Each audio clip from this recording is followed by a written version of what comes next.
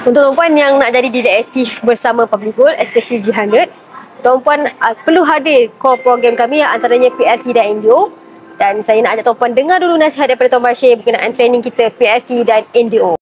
Assalamualaikum warahmatullahi wabarakatuh kepada semua dealer di bawah bimbingan saya KEB G100 yang hadir PLT untuk kali ini. Okey, kepada tuan-puan, pastikan tuan-puan hadir PLT kali ini, letak full fokus belajar apa yang diajar dalam PLT, praktik apa yang diajar di PLT.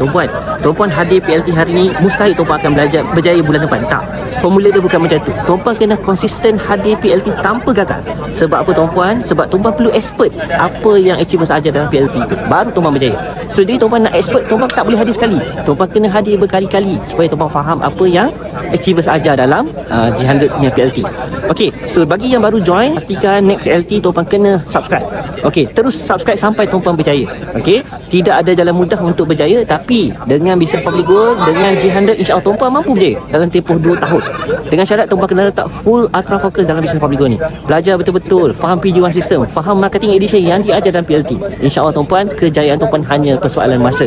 Okey, ini PJS yang kelima saya dengan Public Gold. Alhamdulillah, insyaAllah tahun depan saya akan pergi Budapest dengan isteri saya. Saya doakan tuan-puan yang fokus hari ini, yang belajar betul-betul hari ini, tuan-puan juga turut berjaya sama-sama dengan saya untuk ke Budapest dan seterusnya di Norway. Kan, jadi tuan-puan, buat perkara betul dengan sabar. Buat dahulu, faham kemudian. Tuan-puan kena tahu apa orang berjaya tahu. Tuan-puan kena buat apa orang berjaya buat. InsyaAllah tuan-puan, kejayaan tuan-puan hanya persoalan masa tuan-puan.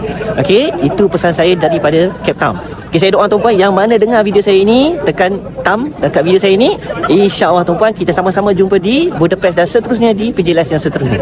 Okey, tuan-puan, sekian saya daripada saya Bashir Mansur daripada Cape Town. Assalamualaikum warahmatullahi wabarakatuh.